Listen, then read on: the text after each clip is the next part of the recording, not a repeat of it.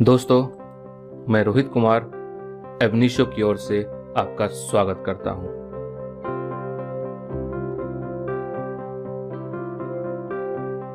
Family law 2 series के इस video में आपका स्वागत है। इस वीडियो में मेनली 2 टॉपिक्स पर चर्चा की जाएगी। First, ownership in property for Hindu female and second, succession to the property of a female intestate. इसमें ब्रीफली चर्चा की जाएगी इसके हिस्टोरिकल बैकग्राउंड के बारे में कि कैसे फीमेल के पास प्रॉपर्टी आना चालू हुआ, कितने तरह की प्रॉपर्टी इनके पास पहले आती थी, कौन कौन सी प्रॉपर्टी इनकी पर्सनल प्रॉपर्टी में शामिल होती है, 1956 के एक्ट के तहत क्या क्या एडिशनल फीचर शामिल किया गया फीमेल की प्रॉपर्टी में, और इसके बाद हम लोग चर्चा करेंगे कि एक फीमेल किस तरीके से एक प्रॉपर्टी अक्वायर कर सकती है, एक्विजिशन कैसे होता है।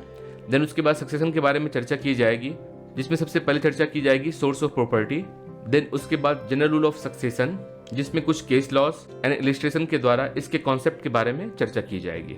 Ownership in property for Hindu female, इसमें सबसे पहले हम लोग देखते हैं इसके हिस्टोरिकल बैकग्राउंड के बारे में। अब यदि बात की जाए वैदिक एज के टाइम में, तो बहुत सारी कमेंट्रीज है एंड ऋग्वेद में भी ऐसा दिया हुआ है कि women were capable of owing property, लेकिन एज ए थियरी वो अलग था बट प्रैक्टिस बिल्कुल डिफरेंट था। अगर प्रैक्टिस में देखा जाए तो उनको शेयर मिलता था मेल के कंपेरिजन में, and that was a मिगर share, बहुत ही छोटा अंश मिलता था। और इनफैक्ट वो जो भी प्रॉपर्टी होल्ड करती थी उसके ट्रांजैक्शन के लिए वो फ्री नहीं हुआ करती थी, या तो उसे अपने हस्बैंड का परमिशन लेना पड़ता था, और अगर हस्बैंड नहीं होता था उस कंडीशन में सन से परमिशन लेना होता था। उसके बाद ही किसी भी तरीके का वो ट्रांजैक्शन कर सकती है प्रॉपर्टी से रिलेटेड। अगर वो बिना इनके परमिशन से करती है तो वो इनवैलिड माना जाता था। ट्रांजैक्शन में लाइक वो प्रॉपर्टी को गिफ्ट कर सकती थी, सेल कर सकती थी, एंड सेल में हाउस या फील्ड दोनों ही चीज आता है, और इसके लिए प्रायर परमिशन जरूरी था हस्बैंड का, and in the absence of husband son का। अब देखते हैं इनके पास 2 तरह की प्रॉपर्टी आती थी। First was known as stridhan and second was known as non stridhan. Stridhan का मतलब होता है it is made of 2 words, stri and dhan. Stri means women की और धन मीन्स प्रॉपर्टी। तो जो विमेन की प्रॉपर्टी दी जाती थी उसमें उसका लार्जर पावर होता था, अगर वो चाहती उसे एलिनेट कर सकती थी, उसके पास इसका राइट होता था।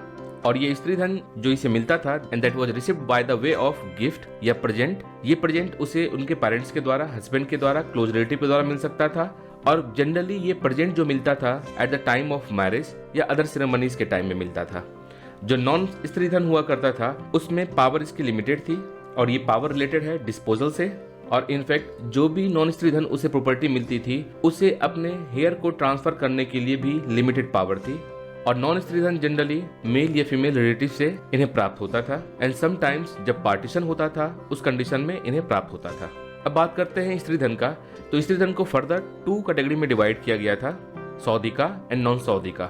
सौदिका में इन्हें एब्सोल्यूट पावर होता था प्रॉपर्टी को डिवॉल्व करने का या उसे एलिनेट करने का, और सौदिका के अंतर्गत आता था gift, present, property given by parents और अदर रिलेशन। जबकि नॉन सौदिका जो होता था उसमें इसके पास पावर डोनेट करने का होता था, लेकिन जैसे ही इस फीमेल की शादी हो जाती थी उसकी ये पावर सीज हो जाती थी। शादी के बाद उसे अपने हस्बैंड या हस्बैंड के एब्सेंट में उसे अपने सन से परमिशन लेना होता था, ये नेसेसरी रिक्वायरमेंट था।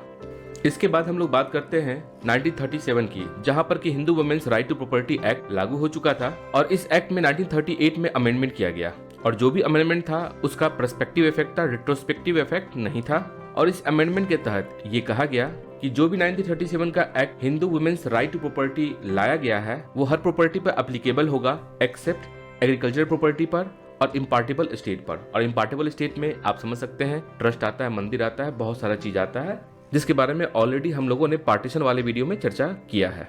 अब देखते हैं 1937 के एक्ट का प्राइमरी इफेक्ट क्या होता है। फर्स्ट, जो विडो की राइट होती है स्त्री धन नॉन स्त्री धन दोनों पर दिखता है। 1937 एक्ट से सेपरेट प्रॉपर्टी और अनडिवाइडेड शेयर ऑफ कोपार्टनर प्रॉपर्टी दोनों पर इफेक्ट देखने को मिलता है। लाइक अगर किसी कोपार्टनर की डेथ हो जाती है, इन सच कंडीशन उस कोपार्टनर की कोपार्टनर प्रॉपर्टी वाइफ को दी जाती थी एज ए मेंटेनेंस के रूप में, और मेंटेनेंस के रूप में ये प्रॉपर्टी उसे तभी दी जाती थी यदि कोई मेल डिसेंडेंट ना हो या कोई मेल इशू नहीं होता था। इनफैक्ट जो भी इसे प्रॉपर्टी दी गई है मेंटेनेंस के रूप में उसमें इसका लिमिटेड इंटरेस्ट होता था, और इन सब चीजों के बारे में हम लोगों ने इन डिटेल चर्चा किया है लेजिस्लेटिव इंटरवेंशन वाले वीडियो में, आप वहां से देख सकते हैं।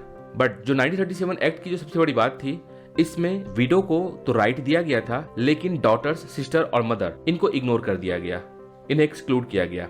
जब तक डॉटर की शादी नहीं होती थी उसे मेंटेनेंस राइट दिया जाता था, और इनफैक्ट समटाइम्स ऐसा भी होता था, अगर कोई फादर है, उसकी डॉटर है और एक सन है, अगर सन की डेथ हो जाती है, फादर की भी डेथ हो जाती है, उस कंडीशन में इस डॉटर के पास इंटाइटलमेंट होता था उस प्रॉपर्टी को ओन करने का, और वहां पर इस डॉटर के पास एब्सोल्यूट ओनरशिप होता था। लेकिन 1937 एक्ट के तहत इस डॉटर को कोई भी प्रॉपर्टी राइट नहीं दिया गया। अब जो भी विमेन के पास स्टेट आता था उसे विमेन्स स्टेट बोलते थे। अगर सपोज उस विमेन की डेथ हो जाती थी या अगर वो रिमैरी करती थी, उस कंडीशन में जो भी प्रॉपर्टी उसे मिलती थी वो प्रॉपर्टी डॉक्ट्रिन ऑफ सरवाइवरशिप के तहत दूसरे कोपार्टनर के पास ट्रांसफर हो जाया करता था। 1937 के एक्ट में मोड ऑफ एक्विजिशन क्या होगा इसके बारे में बिल्कुल साइलेंट था, और साइलेंट होने का मतलब था वहां कंफ्यूजन होना, और कंफ्यूजन इस वजह से क्योंकि अगर मोड ऑफ एक्विजिशन नहीं दिया हुआ है और ये दिया हुआ है कि सेम एज कोपार्टनर, तो ये अपने आप में एक वेग होता था। बिकॉज सेम एज कोपार्टनर कहने का मतलब ये है जो भी पर्सन कोपार्टनर हुआ करते थे बाय बर्थ उसके पास प्रॉपर्टी में राइट होता था, लेकिन इस फीमेल के पास बाय बर्थ प्रॉपर्टी में राइट नहीं होता था। जो भी शेयर इस वीडियो को मिलता था उसमें फ्लक्चुएशंस देखने को मिलता था, and that was actually subject matter of death and birth of a कोपार्टनर।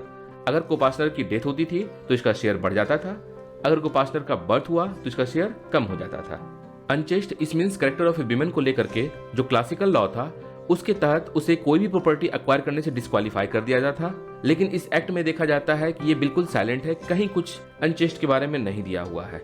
इस चीज को लेकर के जुडिशरी में कॉन्फ्लिक्ट ओपिनियन देखने को मिलता है। Like Mumbai and Calcutta high court का कहना है कि अनचेस्ट से कोई फर्क नहीं पड़ता है, इस विडो को प्रॉपर्टी में राइट मिलेगा भले ही लिमिटेड राइट हो, और मद्रास हाईकोर्ट का कहना होता था कि अनचेस्ट से फर्क पड़ता है और अनचेस्ट इसके डिस्क्वालीफाई होने का एक रीजन बन सकता है। सिंस इस एक्ट में जब अनचेस्ट को लेकर के बिल्कुल साइलेंट है तो प्रिज्यूम किया जाता है कि यहाँ पर ओल्ड रूल ही प्रिवेल कर रहा है, इसी वजह से ये एक्ट साइलेंट है इस चीज को लेकर के।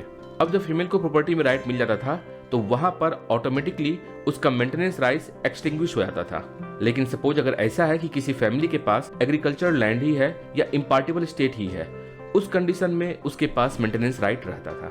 1956 में एचएसए आना एक अपने आप में बहुत क्रांतिकारी परिवर्तन था, और खास करके इसका सेक्शन 14 जो एक्सप्लिसिटली बात करता है फीमेल हिंदू के प्रॉपर्टी को लेकर के, और इसमें दिया हुआ था property possessed that is acquired before the act and acquired after the act. अगर ये प्रॉपर्टी कोई फीमेल पोजेस करती है अपने पास तो जो भी उसका लिमिटेड ऑनरशिप होगा वो कन्वर्ट हो जाएगा फुल ऑनरशिप में, और कोई भी लिमिटेड ऑनरशिप उसका फुल ऑनरशिप में कन्वर्ट हो इसके लिए दो बेसिक रिक्वायरमेंट होती थी। फर्स्ट, वो फीमेल प्रॉपर्टी लिमिटेड ऑनरशिप के तहत पोजेस कर रही हो, एंड सेकेंड, उसने शादी दोबारा नहीं किया हो, उसकी रिमैरिज नहीं हुई हो। इस सेक्शन को और इस एक्ट को लाने का जो बेसिक दो ऑब्जेक्टिव्स था, first to remove disability, and ये डिसेबिलिटी था प्रॉपर्टी के सेंस में। पहले उसे मीगर शेयर मिलता था with comparison to male issue और मेल कोपार्टनर, लेकिन अब उसके पास प्रॉपर्टी अक्वायर करने का राइट मिल जाता है और प्रॉपर्टी को सक्सीड करने का राइट मिल जाता है। इनफैक्ट पार्टीशन के दौरान इसे प्रॉपर्टी दिया जाने लगा और सक्सेशन भी इसके द्वारा किया जाने लगा। तो इस तरीके से जहां पहले सन के शेयर का बहुत ही छोटा अंश इसे मिलता था, अब इसे सन के बराबर शेयर मिलने लगा। जब आप सेक्शन 14 का एक्सप्लेनेशन पढ़ेंगे तो उसमें आप देखेंगे कि इस एक्ट के द्वारा स्त्री धन, नॉन स्त्री धन, सौदिका, नॉन सौदिका, इन सब के डिफरेंस को बिल्कुल समाप्त कर दिया गया, बिकॉज जो पहले लिमिटेड ऑनरशिप था उसे कन्वर्ट कर दिया गया एब्सोल्यूट ऑनरशिप में।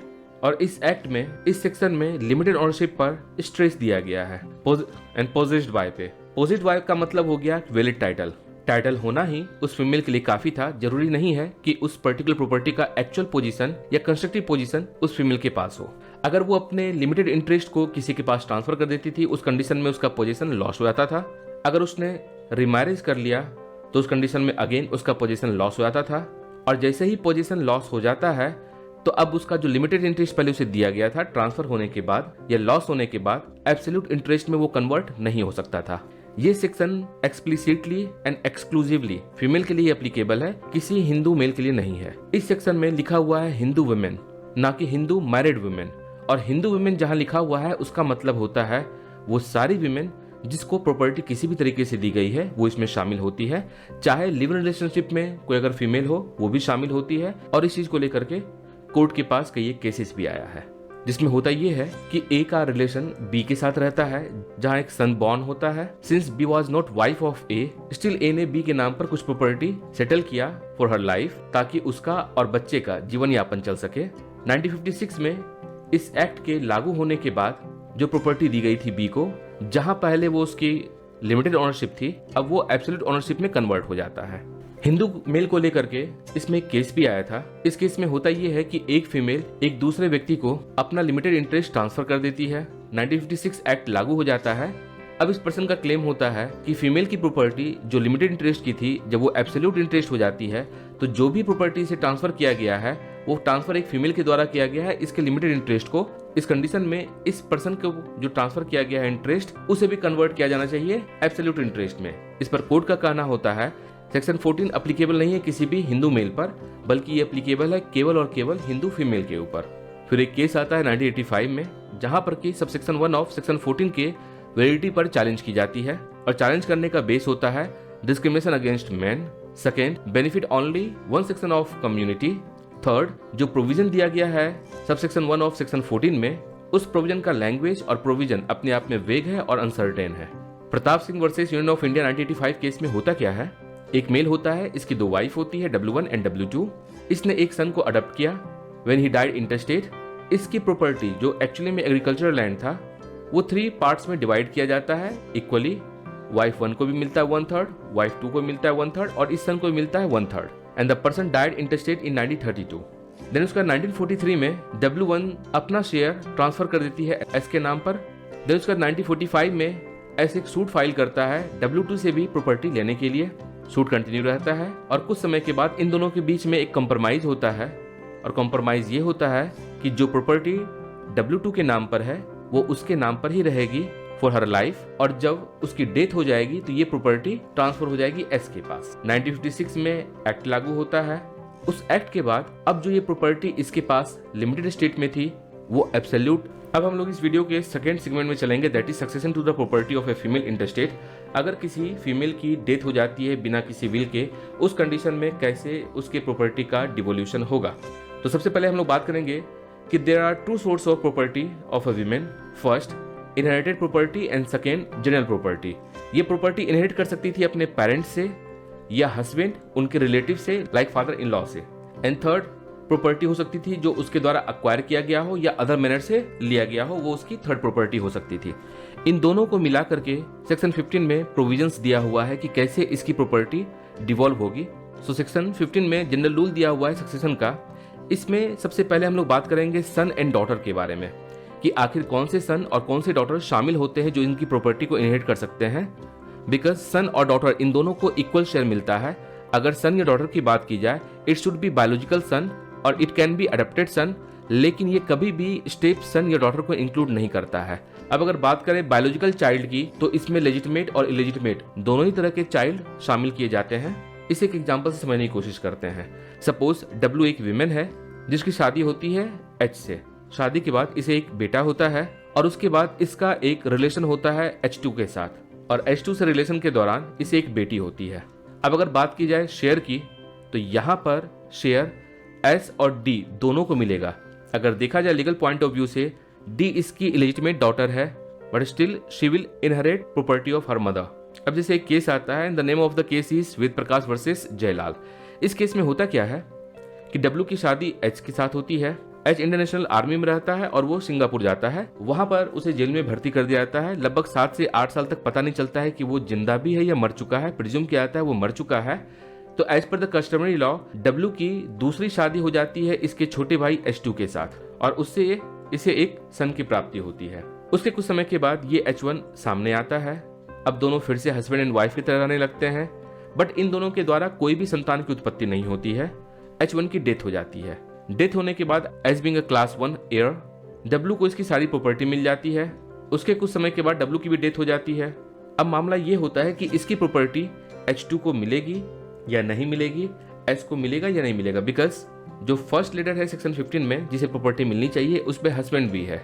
कोर्ट का इसमें डिसीजन ये आता है कि H2 को ये प्रॉपर्टी नहीं मिलेगी बिकॉज H2 लीगली इसका हस्बैंड नहीं है और S इसका डायरेक्ट लीगल एयर है, जिसकी वजह से S को सारी प्रॉपर्टी दे दी जाती है। अब हम देखते हैं कि हस्बैंड के डेफिनेशन में कौन कौन सा हस्बैंड शामिल होता है। First, spouse of a valid marriage, ये शामिल किया जाता है। अगर कोर्ट के द्वारा डिक्री दी गई है और तब हस्बैंड दूर रह रहा है तो वो हस्बैंड भी शामिल होता है। यदि किसी हस्बैंड को इसने डिजर्ट कर दिया है या किसी हस्बैंड ने इसे डिजर्ट कर दिया है, उस कंडीशन में वो हस्बैंड भी शामिल होता है। लेकिन अगर डाइवोर्स हो चुका है तो उस हस्बैंड को शामिल नहीं किया जाता है हस्बैंड के डेफिनेशन में। अब कुछ हस्बैंड ऐसे भी हैं जिन्हें अपनी वाइफ का शेयर नहीं मिलता है। फर्स्ट, वैसे हस्बैंड जो अपनी वाइफ का मर्डर कर दे उन्हें शेयर नहीं मिलता है। सेकेंड, ऐसा होता है कि वाइफ की डेथ किसी एक्सीडेंट में हो जाती है and the accident was caused by the husband, तो उस कंडीशन में भी उस हस्बैंड को शेयर नहीं मिलता है। इस पर 2019 में एक केस आया हुआ था LIC का। अगर शादी वाइड है, वाइड मैरिज है, उस कंडीशन में हस्बैंड को कोई भी शेयर नहीं मिलता है। लेकिन अगर शादी वाइडेबल है और कोर्ट की डिक्री नहीं आई है, सूट पेंडिंग है, उस कंडीशन में उस फीमेल के डेथ पर हस्बैंड को शेयर मिलता है। अब देखते हैं इसकी प्रॉपर्टी कैसे डिवॉल्व होती है। फर्स्ट, इसकी प्रॉपर्टी सेक्शन 15 में कैटेगरी दिया हुआ है और हमेशा पहली कैटेगरी अपने बाद वाली कैटेगरी को रिप्लेस करती है। फर्स्ट कैटेगरी में दिया हुआ है son, daughter, children of predeceased son and daughter. Children का मतलब हो गया son and daughter both. Mean suppose अगर ये एक वाइफ है and she died intestate living behind husband, एक सन, एक डॉटर, एक प्रीडिजीज सन का सन और एक प्रीडिजीज सन की डॉटर, साथ ही प्रीडिजीज डॉटर का सन और प्रीडिजीज डॉटर की एक डॉटर अगर रहती है। अब इस केस में देखते हैं किसको किसको कितना कितना शेयर एलोकेट। जैसा कि रूल में हम लोगों ने देखा कि हर किसी को इक्वल शेयर मिलता है, चाहे सन हो, डॉटर हो एंड हस्बैंड हो। हस्बैंड को एक शेयर एलोकेट होगा, एक शेयर इस सन के लिए, एक शेयर इस सन के लिए, एक शेयर इस डॉटर के लिए, एक शेयर इस डॉटर के लिए। टोटल मिलाकर के 5 शेयर, 1/5 हर किसी को मिल रहा है। सिंस एस प्रीडिजीज्ड है और इसकी डॉटर भी प्रीडिजीज्ड है, इसकी वजह से ये शेयर इसकी सन और डॉटर को मिल जाएगा। तो इस SS को मिलता है 1/10, HD को मिलता है 1/10, इस DS को मिलता है 1/10 और इस DD को मिलता है 1/10। तो इस प्रकार से शेयर का एलोकेशन होता है। अब हम लोग देखते हैं कि इस केस में क्या होता है जब हस्बैंड भी नहीं हो और कोई चाइल्ड भी नहीं हो। तो उस कंडीशन में ये प्रॉपर्टी हस्बैंड के हेयर को ट्रांसफर हो जाती है। Like in this case, female died intestate, husband भी नहीं है, चाइल्ड भी नहीं है, तो इसकी पूरी प्रॉपर्टी इसके ब्रदर को ट्रांसफर हो जाती है। बट इसके साथ एक कंडीशन है और कंडीशन दिया हुआ है clause A of subsection 2 of section 15, जिसमें आपको दिया हुआ है कि यदि ये प्रॉपर्टी ये फीमेल अपने पेरेंट्स से इनहेरिट कर रही है, या तो फादर से या मदर से, उस कंडीशन में अगर इसका कोई चाइल्ड नहीं है तो ये प्रॉपर्टी वापस फादर के एयर के पास पहुंच जाएगी। इट मीन्स इसके डेथ होने के बाद अब हस्बैंड के एयर को ट्रांसफर नहीं होगा, बल्कि ये प्रॉपर्टी वापस इसके फादर के एयर के पास जाएगी। अब सपोज ऐसा होता है कोई चाइल्ड नहीं है, हस्बैंड भी नहीं है और ना ही कोई हस्बैंड का एयर है, उस कंडीशन में प्रॉपर्टी इसके मदर और फादर को ट्रांसफर की जाती है। और सपोज ऐसा है कि कोई चाइल्ड भी नहीं है, फादर भी नहीं है, मदर भी नहीं है, हस्बैंड का एयर भी नहीं है, उस कंडीशन में ये प्रॉपर्टी फादर के एयर को ट्रांसफर की जाएगी।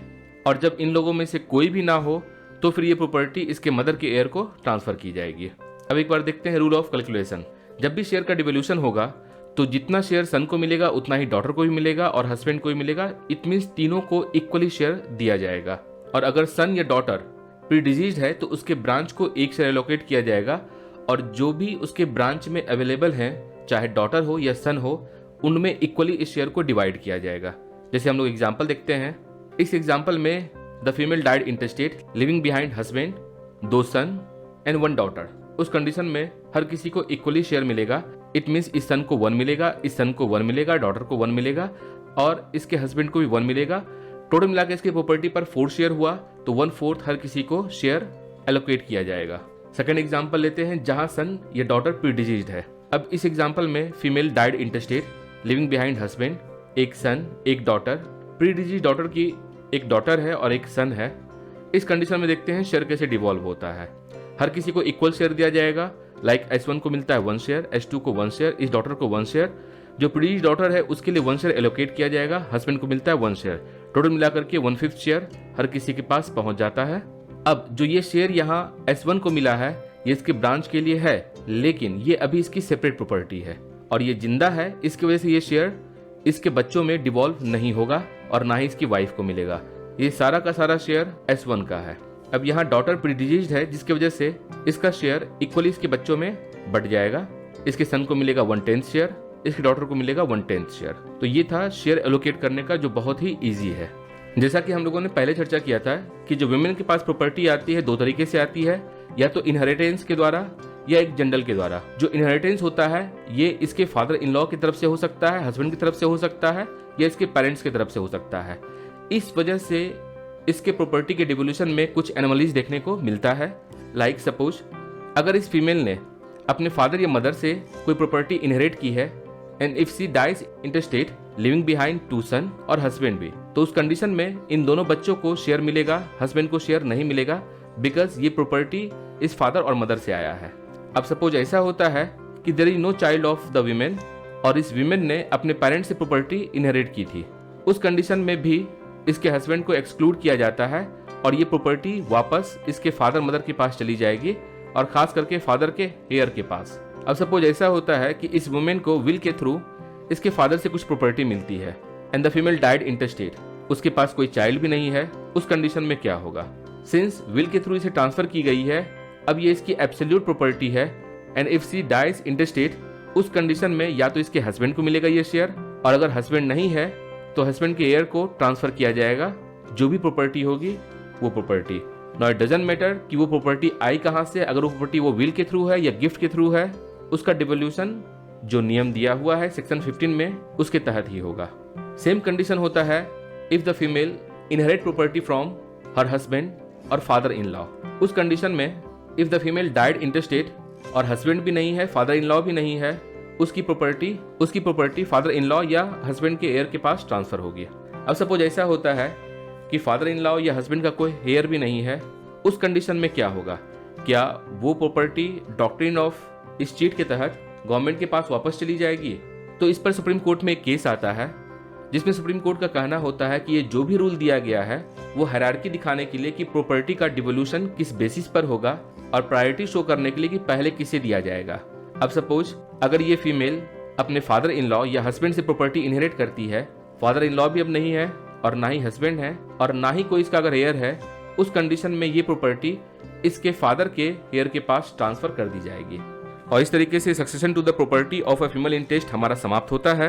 नेक्स्ट वीडियो में हम लोग देखेंगे devolution of interest in Mitakshara coparcenary property, जिसमें बात की जाएगी पहले पार्टीशन की और उसके बाद सक्सेशन की, जहां पर if a person died interstate and if he is member of undivided Mitakshara coparcenary family, तो उस कंडीशन में इसकी प्रॉपर्टी में सबसे पहले नोशनल पार्टीशन किया जाएगा।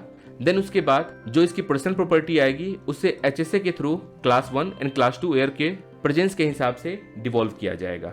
तो नेक्स्ट वीडियो में हम लोग देखेंगे devolution of interest in Mitakshara coparcenary property, जिसमें इसके बेसिक्स के साथ साथ इसके न्यूमेरिकल को भी सॉल्व करने की कोशिश की जाएगी। बट आपसे रिक्वेस्ट है कि उस वीडियो को देखने से पहले आप पार्टीशन के वीडियो को अच्छे तरीके से देख लें और साथ में HSA पे जो बनाया गया है वीडियो, इसे आप सही से देख लें, क्योंकि इन्हीं दोनों वीडियो का एप्लीकेशन उस वीडियो में आपको देखने को मिलेगा और आपके लिए समझना बहुत आसान होगा। So stay tuned with me, see you in the next video, have a nice time. दोस्तों, इस तरह के वीडियो को बनाने में काफी समय, मेहनत और रिसोर्सेस लगता है। आप अपना वैल्यूएबल फीडबैक जरूर शेयर करें ताकि एबनिशियो टीम को प्रोत्साहन मिले तथा आपके द्वारा दिए गए फीडबैक पर काम करके और इन्फॉर्मेटिव वीडियोस आप तक लाया जा सके। यदि आपको यह वीडियो पसंद आया हो तो please like the video, subscribe the channel and share the video with needy one. Thank you for watching videos. Thanks a lot.